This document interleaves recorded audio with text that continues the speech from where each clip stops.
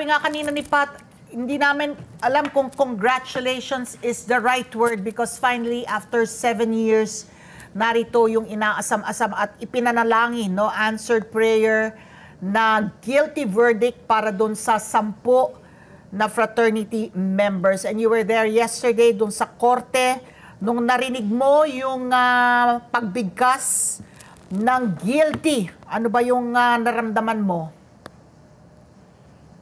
Ay, well, syempre ang naramdaman po namin, I'll parang narrate muna what happened before that.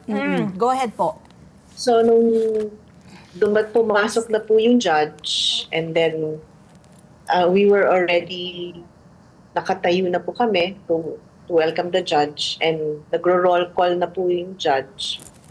Yung iniisa-isa na po niya yung mga lawyers and the prosecutor, isa-isa na po silang nagsasalita ng mga name nila.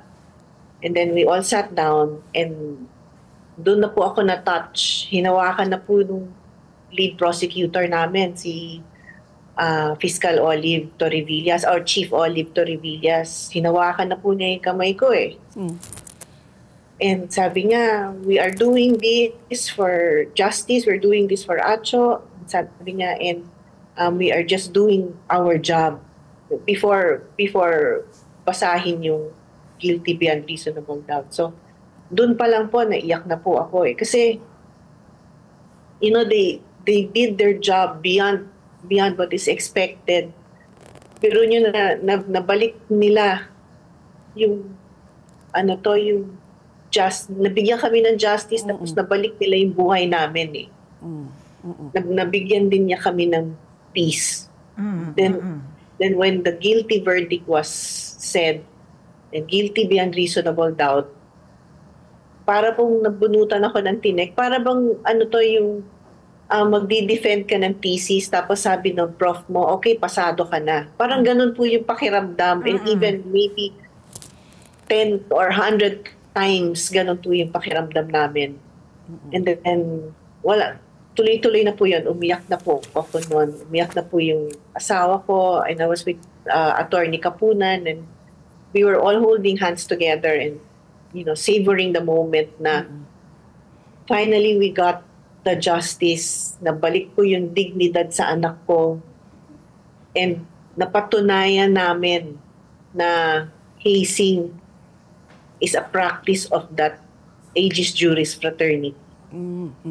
Mamini, were all your prayers answered? Diba? Kasi pag nagfa-file po kayo ng kaso, may prayer po doon na hinihiling ninyo, no? Kung ano po ang, sa tingin nyo po, ang karapat-dapat. Were they all answered? Was it reclusio perpetua? Yung, pati yung monetary po, no? Yung pagbayad po, lahat ho ba yan nasagot? O may pagkukulang pa po sa hustisya po na ibinigay po sa inyo? Nasagot po lahat. Walang kulang, walang labis. It was all, kumbaga sabi ko nga, it was a perfect conviction. I'm very, very grateful and thankful for that guilty verdict. Yes. Let's get together. Sunday 25. Sunday 25.